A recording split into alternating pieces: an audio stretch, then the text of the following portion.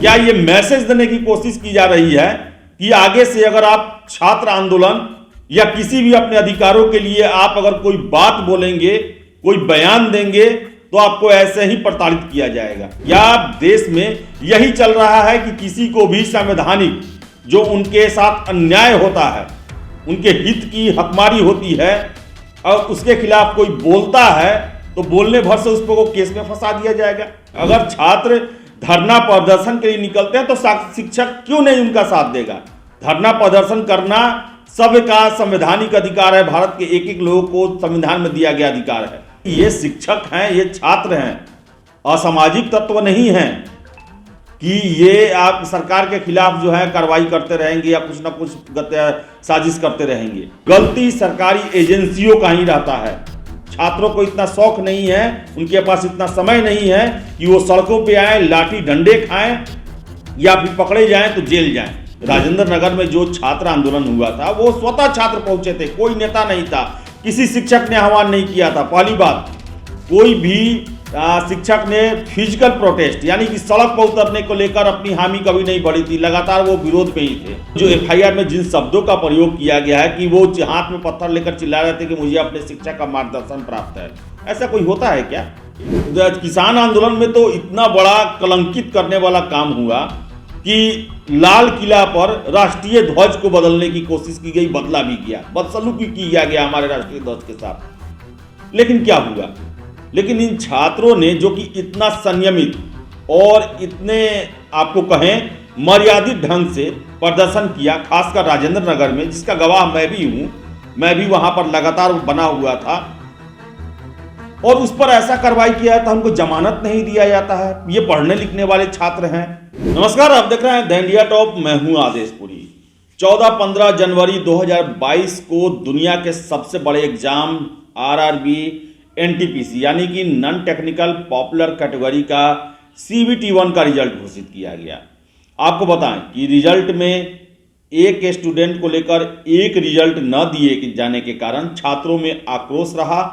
18 जनवरी को इसके लिए ट्विटर पर प्रोटेस्ट किया गया। 21 जनवरी को ट्विटर ट्रेंड कराने के लिए जो हैशटैग को रखा गया था उसे सीज कर दिया गया।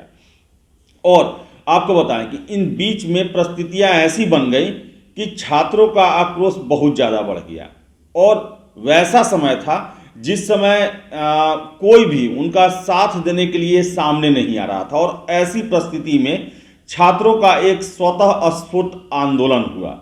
हालांकि ये आंदोलन बाद में हिंसा का भी कई जगह प्रदर्शन हुआ, लेकिन जब भी ऐसा लीडरलेस आंदोलन होता है तो उसमें ऐसी गतिविधियां हो ही जाती हैं कि हिंसा हो जाता है, तोड़फोड़ हो जाता है, आगजनी हो जाती है। आपको बताएं कि 24 और 25 जनवरी को पूरा बिहार जो है वो एक तरह से कहें तो आक्रोश में था, युवा आक्रोश में थे। और 25 जनवरी को बिहार के विभिन्न स्टेशनों पर घंटों घंटों रेल यात्राओं को बाधित रखा गया, तोड़फोड़ की गई, पुलिस प्रशासन के साथ झड़प हुआ, बहसा बहसी हुआ, तू मैं हुआ। और आपको बताएं कि 24 जनवरी को राजेंद्र नगर रेलवे स्टेशन पर छात्रों की भीड़ जो है वो देखते देखते 15,000 के आसपास पहुंच गई, और देर रात पुलिस के द्वारा आंसू गैस और डंडों के बल पर उन्हें खदेड़ा गया। और आपको बताएं कि पत्रकार नगर थाने के द्वारा 4 छात्रों को हिरासत में लिया गया, और उन्होंने अपने एफआईआर में 6 शिक्षक को नामजद किया और उन पर आरोप लगाया कि वो छात्र जो हैं वो ये कह रहे थे कि हमें छात्रों ने मार्गदर्शन दिया है और उन्हीं के कहने पर हम विरोध प्रदर्शन में आए, और इसी को आधार बनाते हुए से 6 शिक्षकों पर भी एफआईआर दर्ज किया गया। आपको बताएं कि जो आज पेपर में खबर छपी हुई है, मुझे देख के बड़ा ही झटका लगा, क्योंकि आपको बताएं कि 28 जनवरी को जब चक्का जाम का आह्वान किया गया था तो बिहार के पूर्व उप मुख्यमंत्री सुशील कुमार मोदी और जदयू जो कि सत्ताधारी दल है उसके राष्ट्रीय अध्यक्ष ललन सिंह के द्वारा ट्विटर पर, और दोनों आदमी के ट्विटर पर सुशील मोदी के द्वारा वीडियो जारी करके यह कहा गया कि ये जो पटना प्रशासन से अपील की गई कि दमनात्मक कार्रवाई न करें और एफआईआर वापस लें। ललन सिंह ने यह भी कहा कि जो एफआईआर हुआ है वो भी वापस दिया जाए, क्योंकि ये पढ़ने लिखने वाले लोग हैं, ये कोई गुंडा मवाली या असामाजिक तत्व नहीं है, और अपने हक के लिए, अपने अधिकारों के लिए ये सड़क पे आए। और रेलवे जो है समय रहते इनकी मांगों पर ध्यान नहीं दे पाया था, जिसके कारण ये सड़क पे आए। लेकिन आपको बताएं कि जो चार छात्र गिरफ्तार किए गए थे, उनकी जमानत जो है वो रद्द कर दी गई है, जमानत नहीं दिया गया है। और आपको बताएं कि सत्ताधारी दल के 2 बड़े नेताओं के द्वारा ये कहा गया कि ये अपराधी नहीं है, दमनात्मक कार्रवाई न की जाए। बावजूद इसके सरकारी वकील ने ऐसा दलील रखा कि इनकी जमानत रद्द हो गई। पेपर में दिया हुआ आपको बताते हैं कि दिया है कि रेलवे रिजल्ट में गड़बड़ी के आरोपों को लेकर आंदोलन के दौरान पकड़े गए 4 छात्रों की जमानत याचिका सोमवार को अपर मुख्य न्यायिक दंडाधिकारी आदित्य कुमार सिंह ने खारिज कर दी। जेल में बंद आरोपियों के वकील ऋषभ रंजन ने उन्हें निर्दोष बताया और जमानत पर रिहा करने की प्रार्थना की, लेकिन अभियोजन पदाधिकारी ने इनके कृत्य को सरकारी संपत्ति की क्षति करने वाला और सरकारी कार्य में बाधा पहुंचाने वाला बताया। दोनों पक्षों की दलीलें सुनने के बाद कोर्ट ने आरोपी राजन कुमार, किशन कुमार, रोहित कुमार और विक्रम कुमार को जमानत पर रिहा करने से इनकार कर दिया। तो आखिर छात्रों को क्यों बक्सा, क्यों इसका बलि का बकरा बनाया जा रहा है, जबकि वहां पर 15,000 के आसपास छात्र थे और 4 ये पकड़े गए और इनको जो है जेल में रखा जा रहा है, जबकि इनकी परीक्षा है। इनको अपना शिकायत जो है वो आयोग में दर्ज कराना है। आखिर बताएं आपको कि रेलवे बोर्ड और सरकार ने भी ये माना कि कुछ ना कुछ गलतियां तो हुई है जिसके कारण छात्र आक्रोशित हैं, और उसी के लिए उनको शिकायत देने का मौका दिया गया। फिर भी आखिर कोर्ट और पुलिस प्रशासन आखिर इसे क्यों नहीं मान रही है, कि आखिर जब रेलवे ही मान रहा है कि कुछ गड़बड़ी हुई है और शिकायत आपको आपत्ति शिकायत दर्ज करने का मौका दिया जा रहा है, तो फिर इन पर गिरफ्तारी और इनके जमानत रद्द करने का क्यों ये हो रहा है। आखिर ये छात्र हैं और इनको पकड़ा गया, और इसके साथ 6 शिक्षकों पर आपको बताएं, शिक्षकों के बारे में भी जो खबरें आई हैं उसमें दिया है कि खान सर समेत 6 को पुलिस भेजेगी नोटिस। राजेंद्र नगर टर्मिनल पर बवाल के मामले में पुलिस ने गिरफ्तार 4 छात्रों के बयान पर पत्रकार नगर थाने में 6 शिक्षकों Khan sir, Gopal Verma sir, SK Jha sir, Amarnath sir, Naveen sir और गगन प्रताप के खिलाफ भी केस दर्ज किया गया था। 24 जनवरी को हुई घटना की बाबत थानेदार मनोरंजन भारती ने बताया कि इन शिक्षकों को नोटिस देकर थाना बुलाया जाएगा, उनसे पूछताछ की जाएगी। इस मामले में राजेंद्र नगर टर्मिनल जीआरपी थाने में भी केस दर्ज किया गया है। जीआरपी थानेदार विनोद राम ने बताया कि रेल पुलिस इन 4 छात्रों को रिमांड पर लेगी। आखिर देखिए कि आंदोलन जब नेताओं के द्वारा, सरकार के द्वारा ये कहा गया, तो आंदोलन छात्रों ने खत्म कर दिया। छात्रों की तरफ से कितना ये सटीक जो है वो रिस्पॉन्स किया गया कि जैसे ही बयान आया आंदोलन खत्म कर दिया गया, किसी भी तरह का कहीं भी कोई बवाल नहीं हुआ। लेकिन अब देखिए कि पुलिसिया कार्रवाई और कानूनी पचड़ों में इन छात्रों को और शिक्षकों को फंसाया जा रहा है। आप ही सोचिए कि जो शिक्षक सालों साल से छात्रों से जुड़ा हुआ है और उसके साथ अन्याय होगा तो क्या शिक्षक चुप रहेगा? वो तो कहेगा कि आपके पास अधिकार है, आपको संविधान ने अधिकार दिया है। आखिर इसी चीज को वो पढ़ाते हैं, छात्रों को दिन रात यही समझाते हैं कि हमारे संविधान ने हमें अधिकार दिया है, जिसके तहत परीक्षा हो रही है, जिसके तहत हम आरटीआई से प्रश्न पूछ सकते हैं, जिसके कारण हमें समानता का मौका दिया जाता है, जिसके कारण हमें आरक्षण दिया जाता है। तो सारा संविधान में बताया जाता है और संवैधानिक अधिकार भी दिया है कि आपके साथ अन्याय हो तो कोर्ट में जाएं या फिर धरना प्रदर्शन जुलूस ये आप कर सकते हैं। होता है कि उसमें कुछ कभी कभी होता है कि हिंसात्मक कार्रवाई होती है। राजेंद्र नगर जो रेलवे स्टेशन पर है वहाँ पर सरकारी जो संपत्ति है, हाँ, कार्य में बाधा पहुँचाने का आप मान सकते हैं, लेकिन सरकारी संपत्ति, या मैं भी वहाँ पर था, मैंने भी वहाँ देखा कि किसी भी सरकारी संपत्ति को जब तक भले ही लाठीचार्ज के बाद कुछ हुआ हो, लेकिन लाठीचार्ज से पहले सरकारी संपत्ति को नुकसान पहुंचाने वाला कार्य नहीं किया गया, या फिर से कहें कि जो यात्री हैं उनको किसी भी तरह से परेशान किया गया हो, उनके साथ बदसलूकी की गई हो, ऐसा नहीं हुआ था। काफ़ी मर्यादित था, काफ़ी संयमित था और ऐसा लग रहा था कि पढ़े लिखे छात्रों का ये आंदोलन है, जो कि ये समझते हैं कि रेलवे उनकी संपत्ति है। हाँ, उनकी आपत्ति थी सरकार से, रेलवे बोर्ड से, जिसको लेकर वो उन्होंने रेलवे को बंद कर रखा था। रेलवे लाइन पर वो खड़े हो गए थे ताकि उनकी बातें जो हैं वो सरकार तक पहुंचे। और ऐसा होता है, हमारे यहाँ ये रिवाज है कि चाहे राजनीतिक पार्टी भी धरना प्रदर्शन करे तो रेलवे लाइन के आगे आके इकट्ठा होते हैं, रेल रोकते हैं, सड़क रोकते हैं, मुख्य मार्गों को रोकते हैं, घंटों घंटों रोके रहते हैं। किसान आंदोलन में ही आप देखिए कि दिल्ली राष्ट्रीय राजधानी के को जोड़ने वाली जो प्रमुख सड़कें हैं उस पर महीनों महीनों वो तंबू गाड़ गाड़ के बैठे रहे। कितनों पर FIR हुआ दिल्ली में। देखिए किसान आंदोलन में तो इतना बड़ा कलंकित करने वाला काम हुआ कि लाल किला पर राष्ट्रीय ध्वज को बदलने की कोशिश की गई, बदला भी गया, बदसलूकी किया गया हमारे राष्ट्रीय ध्वज के साथ। लेकिन क्या हुआ? लेकिन इन छात्रों ने जो कि इतना संयमित और इतने आपको कहें मर्यादित ढंग से प्रदर्शन किया, खासकर राजेंद्र नगर में, जिसका गवाह मैं भी हूं, मैं भी वहां पर लगातार बना हुआ था, और उस पर ऐसा कार्रवाई किया था, उनको जमानत नहीं दिया जाता है। ये पढ़ने लिखने वाले छात्र हैं और ये संवैधानिक धाराओं के अंतर्गत ही वहां पे आए थे कि हमें धरना प्रदर्शन जुलूस करना है। लेकिन पुलिस उन्हें पकड़ लेती है और पुलिसिया पूछताछ तो आप जानते ही हैं। और उसमें जो FIR में जिन शब्दों का प्रयोग किया गया है कि वो हाथ में पत्थर लेकर चिल्ला रहे थे कि मुझे अपने शिक्षक का मार्गदर्शन प्राप्त है। ऐसा कोई होता है क्या? ऐसा तो नहीं होता है। और खासकर जिनको मार्गदर्शन प्राप्त होता है वो तो एकदम से नहीं बोलते हैं, वो तो ऐसा शो करते हैं कि वो खुद से आए हों। लेकिन लोग समझ जाते हैं कि कौन किसे भेजा है, कौन खुद से आया है।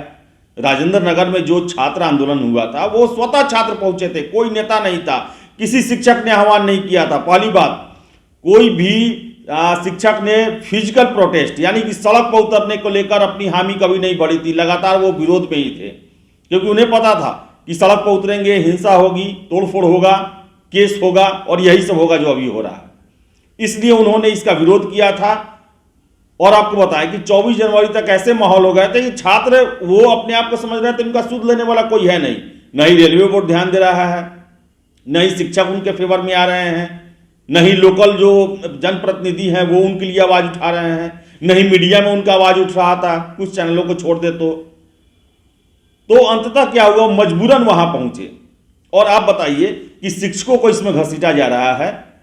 मैं तो इनमें कितने शिक्षक को पर्सनली जानता हूं जो कि आज तक एक चाटा भी नहीं चलाए होंगे किसी पर, अपने छात्र पर, या गुस्सा में बात भी नहीं किए होंगे। वो कैसे कह सकते हैं कि आप जाइए और आगजनी कीजिए और रेल रोकिए और हिंसा फैलाइए, जबकि वो छात्रों को संयमित रहने के लिए हमेशा कहते हैं। और उन पर आप अपराधियों की तरह केस दर्ज कर लिए हैं। सरकार के द्वारा भी यह कहा गया, सरकार के बड़े लोगों के द्वारा यह कहा गया, पार्टी के बड़े लोगों द्वारा, बिहार के बड़े नेताओं के द्वारा कहा गया कि ये केस वापस होना चाहिए। लेकिन अब देखिए कि आंदोलन खत्म और दमनात्मक कार्रवाई शुरू हो गई। क्या ये मैसेज देने की कोशिश की जा रही है कि आगे से अगर आप छात्र आंदोलन या किसी भी अपने अधिकारों के लिए आप अगर कोई बात बोलेंगे, कोई बयान देंगे, तो आपको ऐसे ही प्रताड़ित किया जाएगा?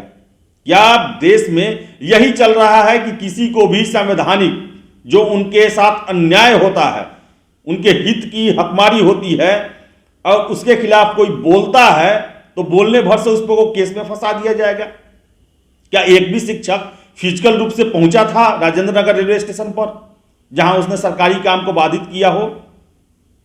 और क्यों नहीं करेगा कोई शिक्षक? अगर छात्र धरना प्रदर्शन के लिए निकलते हैं तो शिक्षक क्यों नहीं उनका साथ देगा? धरना प्रदर्शन करना सबका संवैधानिक अधिकार है। भारत के एक एक लोगों को संविधान में दिया गया अधिकार है। अलग बात है कि कभी कभी उसमें असामाजिक तत्व आ जाते हैं, या फिर छात्र हैं जो सीले होते हैं, कम उम्र के होते हैं, वो जो है कभी कभी उनको भड़का दिया जाता है भीड़ के ही किसी लोग के द्वारा। और लास्ट में जो है जब उन पर या फिर उन पर लाठियां जब बरसाई जाती हैं तो फ्रस्ट्रेशन में वो कभी पत्थर चला देते हैं या फिर हिंसात्मक कार्रवाई उनके द्वारा कर दिया जाता है। तो शिक्षकों पर जो ये केस हुआ है और छात्रों पर जो हुआ है, छात्र शिक्षक तो चलिए 1 मिनट के लिए उन पर भी गलत हुआ है, लेकिन 1 मिनट के लिए मान सकते हैं कि वो पढ़ाते हैं, उनका अपना पढ़ाई लिखाई या कहीं नौकरी के चक्कर से वो बाहर हैं। लेकिन जो 4 छात्रों को और फिर से अन्य जिलों में जो छात्रों पर केस किया गया है, वो उन छात्रों को तो अभी अपना जीवन संवारना है, उनको परीक्षाओं में भाग लेना है। और जब मान रहा है सरकार के लोग मान रहे हैं कि गड़बड़ियां हुई हैं, कुछ ना कुछ अनदेखी हुआ है, तो फिर इन पर केस क्यों? चारों छात्रों और बिहार में अन्य जिलों में जितने भी छात्रों पर केस हुए हैं, उन केसों को वापस लेना चाहिए, सरकार को लेना होगा। शिक्षकों पर से केस वापस लेना होगा। और यह बात जान ले कि ये शिक्षक हैं, ये छात्र हैं, असामाजिक तत्व नहीं हैं कि ये आप सरकार के खिलाफ जो है कार्रवाई करते रहेंगे या कुछ ना कुछ साजिश करते रहेंगे। ये शिक्षक हैं और जब भी छात्रों के साथ हकमारी होगा, अन्याय होगा, ये बोलेंगे ही और आगे भी केस होगा, क्योंकि इनका ये धर्म है कि छात्रों के साथ इनको न्याय करना है, उनको किसी भी अंधेरे में नहीं रखना है। और सरकार के द्वारा केस कर दिया जाता है और केस के बाद आंदोलन जब अब खत्म हो गया, छात्र जो हैं सरकार के वादों पर विश्वास कर लिए, उसके बाद इनको कानूनी पचड़ों में फंसाया जा रहा है, इनको जमानत रद्द हो रहा है, नोटिस भेजा जा रहा है। आखिर ये चल क्या रहा है?